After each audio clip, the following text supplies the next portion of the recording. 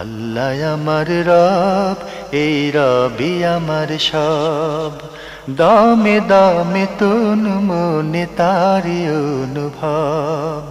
তোমার দুনিয়াতে আমি যেদিকে তাকাই, অথই নিয়ামতে ডুবে আছি সবাই। পাক পাখালির গানে শুনি তসবি কলরব, তসবি কলরব। আল্লাহ আমার রব, এই রবি আমার সব। আসসালামু আলাইকুম, আলহামদুলিল্লাহ, আসসালাতু ওয়াসসালামু আলা রাসূলিল্লাহ। প্রিয় দর্শক, আপনারা যারা দেশে আছেন প্রবাসে, সবাইকে জানাই অনেক অনেক প্রীতি ও শুভেচ্ছা। শুরু হলো এনটিভি আয়োজিত এবং লাভ হলো নিবেদিত অনুষ্ঠান আপনার জিজ্ঞাসা। আপনাদের সাথে আছি আমি জয়নুল আবেদিন আজাদ, আর আপনাদের মনে জাগা প্রশ্নের জিজ্ঞাসার জবাব দিচ্ছেন বিশিষ্ট আলেম ডক্টর মোহাম্মদ সাইফুল্লাহ। আসসালামু আলাইকুম ওয়া রাহমাতুল্লাহি ওয়া বারাকাতুহু। প্রিয় দর্শক, চলুন তাহলে জিজ্ঞাসার জগতে। শুরুতে একটি ইমেল পাঠিয়েছেন মাহফুজুল ইসলাম।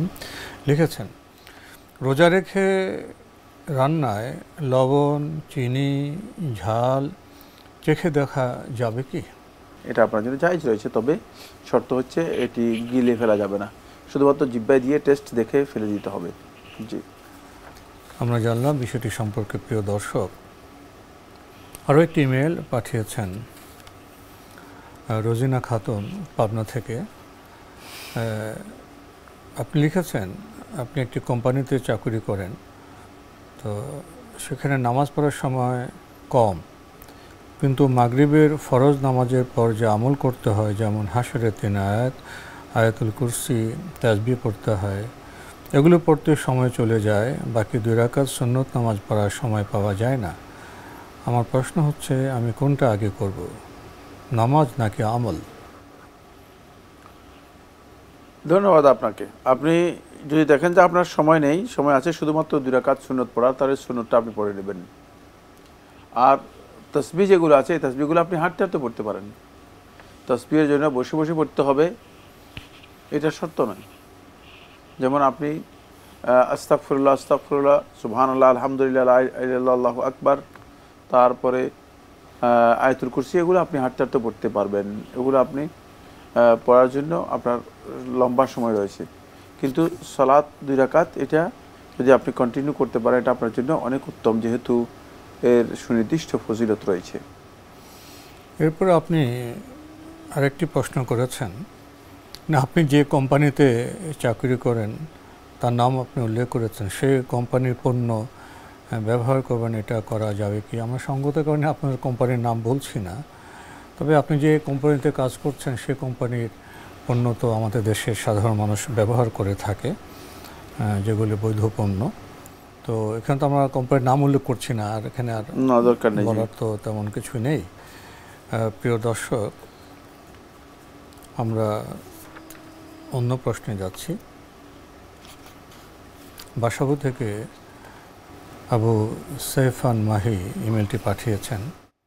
আমার প্রশ্নটি হলো, আল্লাহ ও নবী রাসূলদের নিয়ে মনে অনেক খারাপ চিন্তা আসে, যা কাউকে বলার মতো না। আরেকটি বিষয় উল্লেখ করেছেন যে আমি একজনকে দেখানোর জন্য বা খুশি করার জন্য নামাজ পড়ছি। এই দুটি বিষয় সম্পর্কে। ধন্যবাদ এই ভাইকে। আপনি প্রশ্ন করেছেন যে আপনি আল্লাহ এবং তার রাসূলের ব্যাপারে আপনার খুব খারাপ চিন্তা আসে, আর নামাজ পড়ছেন, তখন আপনার মনে হয় যেন আপনি লোক দেখানোর জন্য নামাজ পড়ছেন, কারো সন্তুষ্টির জন্য, কাউকে দেখানোর জন্য নামাজ পড়ছেন। আপনি একটি সুন্দর কঠিন রোগে আক্রান্ত, সেটা হচ্ছে ওসিটি রোগে আক্রান্ত। এটাকে আপনাকে ট্রিটমেন্ট করতে হবে, এর জন্য আপনি ডাক্তারের সাথে যোগাযোগ করবেন। 1 2 নম্বর বিষয় হচ্ছে, যখনই এ ধরনের কিছু মনে আসবে তখন বেশি পরিমাণে ইস্তেআযা করবেন, আল্লাহ রাব্বুল আলামিনের কাছে আশ্রয় প্রার্থনা করার যে দোয়াগুলো আছে সেগুলো পড়বেন। আউযু বিল্লাহিস সামিল আলিমি মিনাশ শাইতানির রাজিম, আউযু বিল্লাহিস সামিল আলিমি মিনাশ শাইতানির রাজিম, আউযু বিল্লাহি মিনাশ শাইতানির রাজিম। তারপরে আরও যে সমস্ত ইস্তেআযা আছে, আউযু বিল্লাহি মিনাশ শাইতানির রাজিম মিন হামজিহি ওয়া নাফখিহি ওয়া নাফাথিহি, ইত্যাদি ইত্যাদি। আর 2 নম্বর হচ্ছে যেটা, সেটা হলো এই ধরনের বিষয় যখন অন্তরের মধ্যে আসবে, তখন চেষ্টা করবেন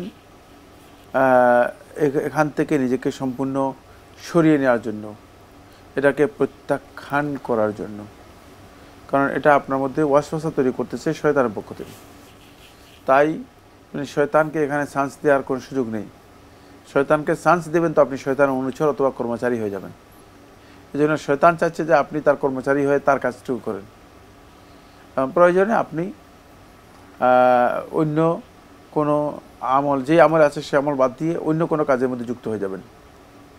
তো এই সমস্ত রোগীদের উচিত হচ্ছে সেটা হলো তারা একাকে কম থাকা, তারা অন্যদের সহযোগিতায় গ্রহণ করবে, অন্যদের সাথে থাকবে। যদি অন্যদের সাথে থাকেন তাহলে আপনি এই মনোজগতের এই বড় প্রভাব, যেটা অদৃশ্য প্রভাব বলা যেতে পারে, মনোজগতের এই অদৃশ্য প্রভাব থেকে আপনি নিজেকে কিছুটা মুক্ত রাখতে পারবেন। এই জন্য আপনি চেষ্টা করবেন সর্বাত্মক যেটি সেটি হচ্ছে যাতে করে অন্যদের সাথে আপনি থাকেন আপনার, তাহলে অন্যদের সাথে আপনি বেশি উঠা বসা মেলামেশা করলে এই জিনিসগুলো আপনার ধীরে ধীরে কমে আসবে। এই জিনিসগুলো আপনার ধীরে ধীরে কমে আসবে। যত বেশি তিনি একঘরে হয়ে যাবেন, একাকী থাকবেন, একাকী হয়ে যাবেন, রুমে দরজা বন্ধ করে, তাহলে তিনি তার এই রোগটুকু অথবা এই অবস্থানটুকু আরও বেড়ে যাবে।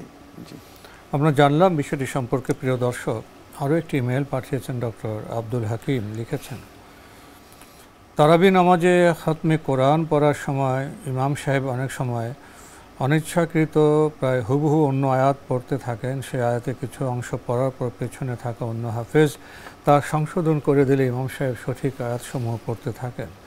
এক্ষেত্রে ইমাম সাহেব বা মুসল্লিদের নামাজে কোনো সমস্যা হবে কি?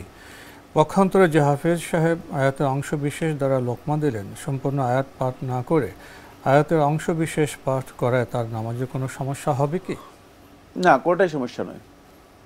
ইমাম সাহেব আবার তাকে লোকমা দেওয়ার পরে, সংশোধন করে দেওয়ার পরে তিনি তেলাওয়াত করলে এতে কোনো সমস্যা নেই। আর যিনি লোকমা দিয়েছেন এটা তো সুন্নাহ, কারণ কোরআনে কারীমের আয়াত ভুল তেলাওয়াত করবে অথচ তিনি জানেন তিনি তাকে সংশোধন করে দেবেন না, এটা হয় না। যিনি সংশোধন করে দিয়েছেন এটা তো সুন্নাহ, এটা শুধুমাত্র সমস্যা হওয়ার তো প্রশ্নই আসে না, বরং এটা হচ্ছে সুন্নাহ, অবশ্যই সংশোধন করে দেবে, সংশোধন করে দেওয়াটাই হচ্ছে সুন্নাহ। জি, আমরা জানলাম গুরুত্বপূর্ণ বিষয়ে। প্রিয় দর্শক, আরও একটি ইমেল পাঠিয়েছেন সাইমুম আসফা আল শামসি। লিখেছেন, যেসব গানে আল্লাহর বিরুদ্ধে কিছু বলা হয় না সেসব গান শোনা কি জায়েজ?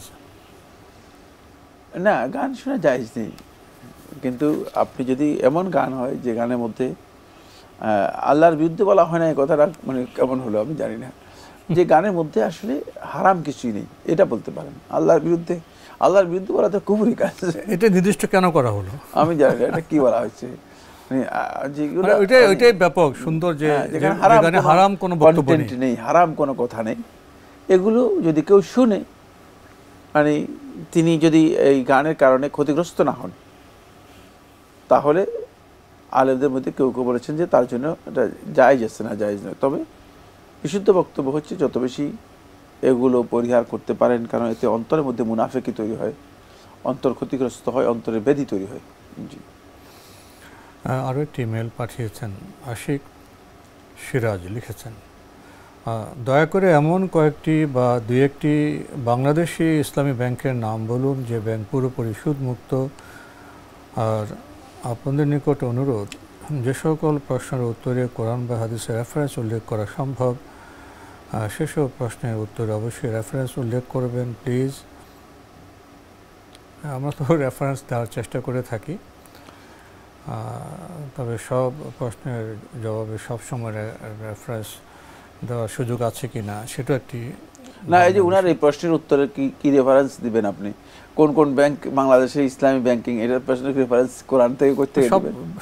তিনি একটা কথা বললেই তো হয়ে গেল না? কথা বলার সাথে কথার মানে যৌক্তিকতা এবং কথার প্রজ্ঞা থাকে, মানে যেখানে উল্লেখ করা সম্ভব। হ্যাঁ, আর রেফারেন্স ছাড়া কোনো দলিল আমরা উল্লেখ করি না। আর দ্বিতীয়ত সময় আমাদের এই প্রোগ্রামের মানে অত ব্যাপকও নয় যে আমরা প্রত্যেকটি মাসআলায় প্রত্যেকটি বিষয়ে মানে পক্ষে বিপক্ষে যুক্তি মানে আলোচনা করে খণ্ডন করে আলোচনা করব, এটা এই জায়গার জন্য প্রযোজ্য নয়।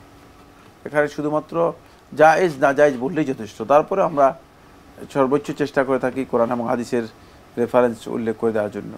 তো যে মাসালার মধ্যে আপনি কোরআন হাদিসের সুস্পষ্ট নস নেই, আমরা নিজেরা তৈরি করে দিলে তো নস হলো না। আপনি যে প্রশ্ন করেছেন, যেমন বাংলাদেশের দু একটা মানে ইসলামী ব্যাংকিং, সুদমুক্ত ব্যাংকিংয়ের কথা বলেন। বাংলাদেশে অনেকগুলো ইসলামী ব্যাংক আছে, যে ব্যাংকগুলো আপনি জানেন সবাই, যারা ইসলামিক ব্যাংকিং করছে। সুতরাং এই সবগুলো ইসলামিক ব্যাংকিংয়ে আপনি খবর নিয়ে তাদের সাথে আপনি যোগাযোগ করলেই আপনি দেখতে পারবেন যে তাদের লেনদেন কতটুকু সুদমুক্ত কি সুদমুক্ত নয়। এটা আপনাকে যাচাই করে নিতে হবে, আপনি তাদের সাথে বসে নিশ্চিত হতে হবে। ভাই আশিক সিরাজ আপনি আরও লিখেছেন, স্ত্রীর অনিচ্ছার কারণে দাড়ি না রাখলে এবং জামাতে নামাজ আদায় না করলে কি শাস্তি হবে? সেই হাদিসের আলোকে কি কি শাস্তি হবে দয়া করে জানাবেন। এক নম্বর বিষয় হচ্ছে, স্ত্রীর অনিচ্ছার কারণে যদি আপনি কাজটি করে থাকেন, আপনি স্ত্রীর গোলাম, আপনি আল্লাহরই গোলাম হতে পারেন নাই, আল্লাহর বান্দা হতে পারেন, আপনি স্ত্রীর বান্দা হয়েছেন। রাসূলুল্লাহ সাল্লাল্লাহু আলাইহি ওয়াসাল্লাম বলছেন, তাইসা আব্দুদ দিরহাম তাইসা আব্দুদ দিনার। আব্দুল্লাহ ইবনে ইউসুফ আল-ফিরাবি রাহিমাহুল্লাহ তাআলা রিওয়ায়াতের মধ্যে এসেছে, তাইসা আব্দুজ জাওজা, স্ত্রীর গোলাম এর ধ্বংস হোক। সহিহ বুখারীর আব্দুল্লাহ ইবনে ইউসুফ আল-ফিরাবি রিওয়ায়াতের মধ্যে এটি পাওয়া গিয়েছে। সুতরাং বোঝা যাচ্ছে যে আপনি তো মানে কত ক্ষতিগ্রস্ত সেটা আপনি বুঝতেই পারেননি, আর পরে আপনি এটা প্রশ্ন আকারে আমাদের কাছে উত্থাপন করেছেন। এটা কত ভয়ঙ্কর বিষয়। 2 নম্বর বিষয় হচ্ছে, দাঁড়িয়ে রাখা হচ্ছে ফরজ, ইসলামে দাঁড়িয়ে রাখা হচ্ছে ফরজ। সুতরাং আল্লাহর বিধান লঙ্ঘন করে স্ত্রীর আনুগত্য অনুসরণকারী ব্যক্তি, সে হচ্ছে প্রবৃত্তির অনুসারী। সাউফা ইয়ালকাউনা গাইয়া, জাহান্নামের গাই এর মধ্যে তিনি নিমজ্জিত হবেন, নিক্ষিপ্ত হবেন। তারা ভয়ঙ্কর অপরাধী। তারপরে আপনি বলেছেন যে জামাতে সালাত আদায় না করা, এটা তো মুনাফিক এর লক্ষণ। মুনাফিক ব্যক্তি শুধু এই কাজ করতে পারে। মানে তো আপনি আল্লাহর সন্তুষ্টিকে বাদ দিয়ে, স্ত্রীর সন্তুষ্টিকে অগ্রাধিকার দিয়ে আল্লাহর বিধান লঙ্ঘন করতেছেন, মুনাফিক এবং মানে স্ত্রীর পূজারী। সুতরাং এটা একটা ভয়ঙ্কর অপরাধ।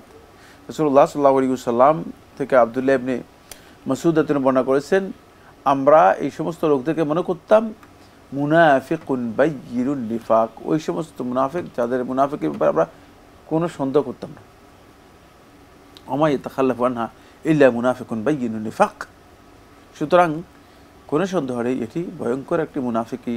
আর মুনাফিক ব্যক্তির শাস্তি হচ্ছে ইন্নাল মুনাফিকিনা ফি দারকিল আসফালি মিনান নার, জাহান্নামের সবচেয়ে নিচের যে দার্ক আছে, নিচের যে স্তর আছে, সর্বনিম্ন নিকৃষ্টতম স্তর, যেখানে লোকদেরকে মানে জাহান্নামীদের পুষগলা যেগুলো আছে এগুলো খাওয়ানো হবে, সেই জায়গায় মূলত এদের স্থান হবে। নাউজুবিল্লাহ মিন যালিক। সুতরাং আপনি যে প্রশ্নটি করেছেন, প্রশ্ন করার আগে একটু ভাবনা করে প্রশ্ন করলে ভালো হতো। জি, আমরা জানলাম বিষয়টি সম্পর্কে। প্রিয় দর্শক, আরও একটি মেইল পাঠিয়েছেন সৈয়দ শাহ আলম দৌলতপুর খুলনা থেকে। লিখেছেন, বেশ কিছুদিন আগে এক টুকরো জমি কিনেছিলাম, জমিটি অতি সম্প্রতি বিক্রি করে দিয়েছি। প্রশ্ন হলো, প্রাপ্ত অর্থের উপর কিভাবে যাকাত আদায় করতে হবে? উল্লেখ্য যে আমার কিছু ঋণও শোধ করতে হবে। জমি যদি আপনি বিক্রি করার উদ্দেশ্যে কিনে থাকেন, ওটা তো উল্লেখ করে নেই। উনি সম্প্রতি ওটা বিক্রি করে ফেলেছেন, কিন্তু এরা উল্লেখ করে যে আমি বিক্রি করার জন্য, ব্যবসার জন্য কিনেছিলাম। যদি এই জমিটা ব্যবসার উদ্দেশ্যে কিনে থাকেন, তাহলে বিক্রি করলেই সাথে সাথে আপনাকে যাকাত দিতে হবে।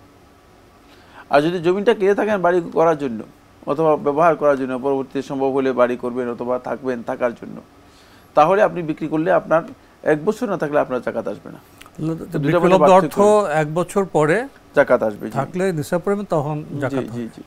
এখন সমস্যা হচ্ছে ওই জায়গায় যে তিনি কি উদ্দেশ্যে কিনেছেন সেটা নির্দিষ্ট করেননি। জি, বক্তব্যের মধ্যে ইনফরমেশন গ্যাপ রয়েছে। জি, আমরা জানলাম বিষয়টি সম্পর্কে। প্রিয় দর্শক, আরও একটি ইমেল পাঠিয়েছেন মঈনুদ্দিন আহমেদ। লিখেছেন, আমি একজন প্র্যাকটিসিং মুসলিম, আমার ছেলের জন্য পাত্রী ঠিক করেছি। পাত্রীর বাবা এনজিওতে চাকরি করে, এতে কি আমি গুনাহগার হব? ধন্যবাদ। প্রথম কথা হচ্ছে, এনজিওতে চাকরি করার কারণে গুনাহ হয়ে যাবে এটা তো শুদ্ধ নয়। আর সব এনজিও মানে এনজিও কি তো হচ্ছে নন গভর্নমেন্ট অর্গানাইজেশনস, সুতরাং এনজিওতে চাকরি করা হারাম নয়। কি কারণে আপনি এনজিওর ব্যাপারে আপনার এই চিন্তা হয়েছে সেটা আমি জানি না। 3 নম্বর বিষয় হচ্ছে যদি তিনি কোনো হারাম কাজের সাথে যুক্ত থাকেন তাহলে আপনি গুনাহগার হবেন না, তিনি গুনাহগার হবেন। কিন্তু আপনার এখানে একজন ভালো মানুষ এর বা দিনদার মানুষের মেয়ে বিয়ে করানো আপনার জন্য উত্তম ছিল, সে কাজটি আপনার গলত হচ্ছে। 3 নম্বর বিষয় হচ্ছে এখানে মেয়ের বাবার চেয়ে মেয়ের বিষয়টি গুরুত্বপূর্ণ বেশি। মেয়ে আসলে দিনদার কিনা, ফাদফার বিজাতি দ্বীনি তারিবাত ইয়াদাক। রাসূলুল্লাহ সাল্লাল্লাহু আলাইহি ওয়াসাল্লাম যেটি বলেছেন সেটা হচ্ছে তুমি মানে দিন যেই নারীর কাছে আছে, দিনদার যেই নারী, সেই নারীকে তুমি মানে গ্রহণ করে বিজয় হও, সফল হও। সুতরাং যদি নারী যদি দিনদার হয়ে থাকে, প্র্যাকটিসিং হয়ে থাকে, নারী যদি ইসলাম মানে ওয়াইফ যদি ইসলাম মানে, তাহলে বাপের বিষয়টি এখানে খুবই মানে গুরুত্বপূর্ণ বিষয় নয়। সেক্ষেত্রে আপনি অগ্রাধিকার দিবেন মেয়ের বিষয়টিকে। মেয়ে যদি দিনদার হয়ে থাকে তাহলেই আপনার জন্য যথেষ্ট। আর আরেকজনের গুনাহের জন্য আপনি গুনাহগার হবেন কেন, প্রশ্নই আসে না। আপনি এখানে গুনাহগার হওয়ার কোনো কারণ নেই। বরং আপনি মানে যদি তার কোনো গলদ থাকে, আমি জানি না, এনজিও তো গলদের নাম নয়, এনজিও হচ্ছে প্রতিষ্ঠান, সব এনজিও তো হারাম নয়, যে হারাম নয়। জি, সেক্ষেত্রে যদি তার কোনো গলদ থাকে তাহলে তাকে সেই বিষয়ে দৃষ্টি আকর্ষণ করে সংশোধনও করার চেষ্টা করতে পারেন। জি, আমরা জানলাম খুবই গুরুত্বপূর্ণ বিষয়ে। প্রিয় দর্শক, আরও একটি মেইল পাঠিয়েছেন। হাম্মাদ আহমেদ লিখেছেন, আমরা মুসলমানরা কপাল পড়ার কারণ কি এটা নয় যে আমরা মোল্লা বা হুজুর দিয়ে ইসলামে বিশ্বাস করি? কারণ আল্লাহর হাবিব বিদায় হজে বলেছেন, আমি তোমাদের কাছে 2টা জিনিস রেখে যাচ্ছি, তোমরা শক্ত করে আঁকড়ে ধরো, 1 কোরআন 2 হাদিস। অথচ এই 2টার দিক থেকে মুখ ফিরিয়ে নিয়েছি। আল্লাহ কি আমাদের হেদায়েত দিবেন? এটা আমার প্রথম প্রশ্ন। মানে এবার যে প্রশ্ন থেকে তিনি যেটা বুঝাতে চেয়েছেন সেটা হলো যে রাসূলুল্লাহ সাল্লাল্লাহু আলাইহি ওয়াসাল্লাম বিদায় হজের ভাষণে বলেছেন যে আমি তোমাদের কাছে 2টি জিনিস রেখে যাচ্ছি, একটা আল্লাহর কিতাব আর সুন্নাহ। তো এরপরে তিনি বলছেন আমরা মোল্লা, তারপরে কি বলেছেন যে হুজুর দিয়ে ইসলাম। তো এখন আপনি ইসলাম না জানার কারণে আপনি মোল্লা আর হুজুরের দ্বারস্থ হচ্ছেন, নাহলে কেন আপনি তারা তো আপনাকে ডেকে নেয় নাই। দিন জানতো তো আমাদের আলেমের কাছে যেতে হবে, অবশ্যই যেতে হবে। কোরআন এবং সুন্নাহের ব্যাপারে আপনার যে কনসেপ্ট পুরাটাই গলদ, এই কারণেই আপনি মারে খাচ্ছেন এবং আপনি হতভাগা। এই সমস্ত চিন্তাধারা যাদের থাকবে তারা সবাই হতভাগা। কোরআন এবং হাদিস মানে এটা বইয়ের বিষয় না। কোরআন তো রাসূলুল্লাহ সাল্লাল্লাহু আলাইহি ওয়াসাল্লাম নাজিল হয়েছে, ঠিক না? রাসূলুল্লাহ সাল্লাল্লাহু আলাইহি ওয়াসাল্লাম প্র্যাকটিক্যাল দেখিয়ে গেছেন, সাহাবায়ে কেরামদেরকে প্র্যাকটিক্যাল দিয়ে গেছেন, সাহাবায়ে কেরাম তাবিঈদেরকে প্র্যাকটিক্যাল দিয়ে গেছেন। ফলে সালাফদের বক্তব্য হচ্ছে ইলম, এই ইলম নিতে হলে ইলম নিতে হয় আহলে ইলমের কাছ থেকে। যদি কোনো আলেমের বক্তব্যে ভুল থাকে তার কাছ থেকে আপনাকে জ্ঞান নিতে বলছে কে? যদি কারো জ্ঞানের অভাব থাকে তার কাছ থেকে জ্ঞান নেবেন না, এটা স্বাভাবিক কথা। কিন্তু কোরআন হাদিসের জ্ঞান অবশ্যই আপনি আহলে ইলমের কাছ থেকে নিতে হবে। কোরআন হাদিসের জ্ঞান আপনি শুধুমাত্র মন গড়া মানে কোরআন হাদিস পড়ে পত্রপত্রিকা থেকে, বই থেকে, অথবা এটা কোরআন এবং হাদিস পড়ে কোরআন হাদিসের জ্ঞান, দ্বীনের জ্ঞান নেওয়া হয় না। দ্বীনের জ্ঞান নেওয়া হয় তাকে আহলে ইলমের কাছ থেকে। যদি কোনো ব্যক্তি আহলে ইলমের কাছ থেকে দ্বীনের জ্ঞান না নেয়, বই পড়ে অথবা পত্রিকা পড়ে অথবা ফেসবুক থেকে নেয়, তাহলে তিনি পথভ্রষ্ট হওয়ার সমূহ সম্ভাবনা রয়েছে। কারণ তার ইনফরমেশনের মধ্যে গলদ আছে, এটা আপনাকে অবশ্যই খেয়াল রাখতে হবে। রাসূল সাল্লাল্লাহু আলাইহি ওয়াসাল্লাম হাদিস দিয়ে গেছেন, ঠিকই আছে, সুন্নাহ দিয়ে গেছেন, ঠিকই আছে, কিন্তু সুন্নাহ তো আপনাকে বুঝতে হবে। তো বুঝতে হলে তো আপনাকে একটা যিনি বুঝিয়ে দেবেন এরকম একজন লোক থাকতে হবে। কোরআন তো আপনাকে বুঝিয়ে দিতে হবে যে কোনো একজন লোক, কার মাধ্যমে আপনি কোরআনটা বুঝবেন। এই জায়গায় আমরা আসলে পথভ্রষ্ট, বিভ্রান্ত। ফলে ওই কারণেই, আপনার এই প্রশ্নের কারণেই আজকে গোটা মুসলিম উম্মাহ সবচেয়ে বেশি হতভাগা, দুর্ভাগা, ক্ষতিগ্রস্ত। জি। তো আজকে আমাদের এখানে শেষ করতে হচ্ছে। আপনাকে অনেক ধন্যবাদ। আপনাকে অনেক ধন্যবাদ। প্রিয় দর্শক, আমরা দেখছিলাম এনটিভি আয়োজিত এবং লাভ হ্যালো নিবেদিত অনুষ্ঠান আপনার জিজ্ঞাসা। আমাদের অনুষ্ঠান আপনারা এনটিভি অনলাইনেও দেখতে পারবেন। ভিজিট করুন www.ntvbd.com।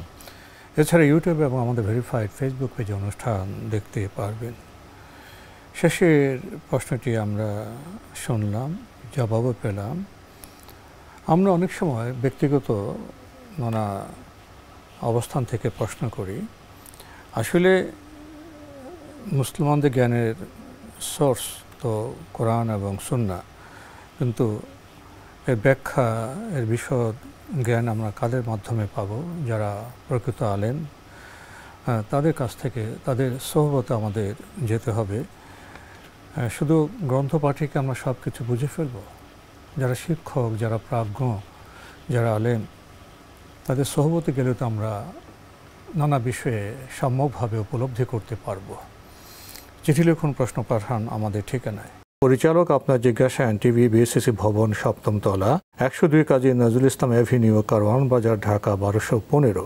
ইমেল অ্যাড্রেস আপনার জিজ্ঞাসা @ntvbd.com। মহান আল্লাহ আমাদের সবাইকে নিরাপদে রাখুন, রাখুন শান্তিতে। আসসালামু আলাইকুম। আল্লাহ আমার রব, এই রবি আমার সব, দামে দামে তন মনে তারি অনুভব। তোমার দুনিয়াতে আমি যেদিকে তাকাই, অথই নিয়ামতে ডুবে আছি সবাই। পাক পাখালির গানে শুনি তসবিহ কালো রব, তসবিহ কালো রব। আল্লাহ আমার রব, এই রবি আমার সব।